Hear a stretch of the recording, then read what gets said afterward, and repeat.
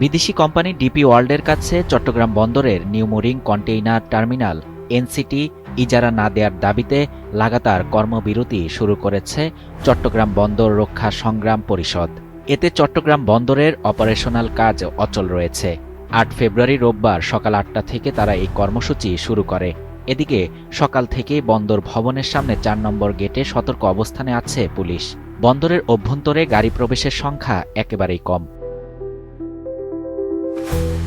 তথ্যমতে সকাল থেকে বন্দরের জেটি, ইয়ার্ড, টার্মিনাল, প্রশাসনিক ভবনের পাশাপাশি বহির্নোঙরে পরিচালন কাজ বন্ধ রয়েছে।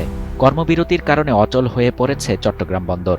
গতকাল শনিবার দুপুরে সংবাদ সম্মেলন করে কর্মসূচি ঘোষণা করেন বন্দর রক্ষা পরিষদের সমন্বয়ক মোহাম্মদ ইব্রাহিম খোকন। বন্দর রক্ষা পরিষদের বাকি ৩টি দাবি হচ্ছে চেয়ারম্যান এস.এম. মনিরুজ্জামানকে প্রত্যাহার, আন্দোলনকারীদের বিরুদ্ধে নেয়া শাস্তিমূলক ব্যবস্থা বাতিল এবং শ্রমিক নেতাদের বিরুদ্ধে মামলাসহ আইনি ব্যবস্থা না নেয়া। এ বিষয়ে বন্দর রক্ষা পরিষদের সমন্বয়ক ও বন্দর জাতীয়তাবাদী শ্রমিক দলের সাধারণ সম্পাদক মোহাম্মদ ইব্রাহিম খোকন জানান, রবিবার সকাল থেকে সব ধরনের কাজ বন্ধ রয়েছে। দাবি আদায় না হওয়া পর্যন্ত অনির্দিষ্টকালের কর্মবিরতি চলবে। ইব্রাহিম খোকন বলেন, ৭ ফেব্রুয়ারি থেকে আইনশৃঙ্খলা বাহিনী দিয়ে আমাদের শ্রমিক নেতাদের হয়রানি করা হচ্ছে, হুমকি দিচ্ছে। আমাদের ২ শ্রমিক নেতাকে প্রশাসনের লোক পরিচয় দিয়ে তুলে নিয়ে গেছে। এসব করে আন্দোলন বন্ধ করা যাবে না। তথ্যমতে গত ৩১ জানুয়ারি থেকে ২ ফেব্রুয়ারি ৮ ঘণ্টা করে এবং ৩ থেকে ৫ ফেব্রুয়ারি বিকেল পর্যন্ত টানা কর্মবিরতি পালন করেছেন তারা।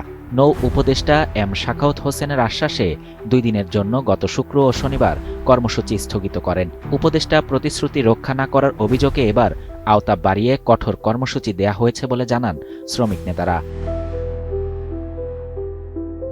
এদিকে সার্বিক নিরাপত্তা ব্যবস্থার বিষয়ে চট্টগ্রাম মেট্রোপলিটন পুলিশের উপকমিশনার বলেন, বন্দরে নিরাপত্তার বিষয়ে আমরা সবসময় সতর্ক রয়েছি। বন্দর এলাকায় নিরাপত্তা ব্যবস্থা জোরদার করা হয়েছে। শাহরিয়ার শাফাত, বাংলা নিউজ 24।